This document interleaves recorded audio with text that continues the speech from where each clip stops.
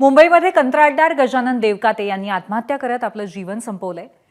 Bill थकल्याप्रकरणी त्यांनी वर्षभरापूर्वी कार्यकारी अभियंत्यांना पत्र लिहिलेलं होतं।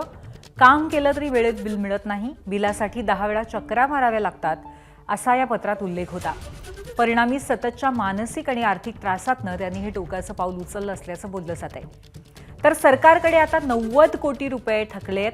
अशातच राज्यात पुन्हा एकदा एका कंत्राटदाराने आत्महत्या केल्याच्या घटनेनं मोठी खळबळ उडाली आहे। शिवाय राज्यातली दुसरी घटना असल्याचंही बोललं जात आहे।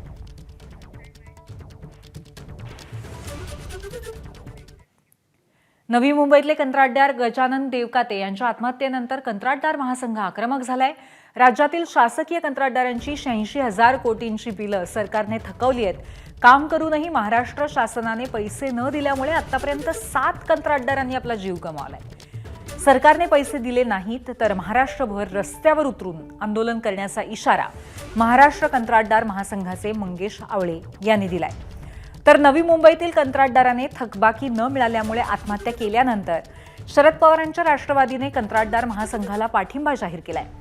याशिवाय ठाकरेंच्या शिवसेनेचे नेते आणि माजी खासदार राजन विचारे यांनीही कंत्राटदारांची भेट घेतली।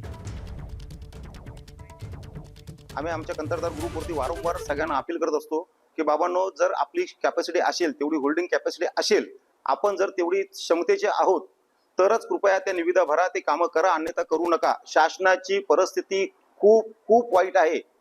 जर अशा परिस्थितीत सुद्धा जर आपण एक स्पर्धा करणार असू तर हे अत्यंत चुकीचं धोरण होत आहे। त्यामुळे हा खेळ आपल्या जीवापर्यंत आलाय। आता तरी आपण हे थांबलं पाहिजे, हेच मी नवीन उद्योजक कंत्राटदारांना सांगेल। जे मोठे इन्फ्रावाले आहेत त्यांना अब्ज रुपयाची बिलं मिळतात, पण हे जे छोटे कामगार आहेत, कॉन्ट्रॅक्टर आहेत, ज्यांना 1 लाख ते 10 लाख किंवा 1 कोटीपर्यंत कामं मिळत आहेत, त्यांची बिलच नाही निघत आहे। मग आमचा एक छोटासा ठेकेदार नवी मुंबईमध्ये राहणारा देवकाते नावाचे 45व्या वर्षी त्यांना काही उपायच दिसला नाही दुसरा, त्यांना काही मार्ग जेव्हा दिसत नाही तेव्हा माणूस काय करेल। पोरं बाळ सोडून त्यांनी सुसाईड कमिट केलं आणि हे 7वं अशा प्रकारे सुसाईड या ठेकेदारांमुळे झालंय। आज तुम्ही बघितलं असेल, घोडबंदर पासून इकडे यायचं असेल तर त्या ठिकाणी जवळजवळ 1.5 तास लागतो ठाण्यामध्ये यायला। अशी अवस्था या ठाण्याची होऊन गेलेली आहे।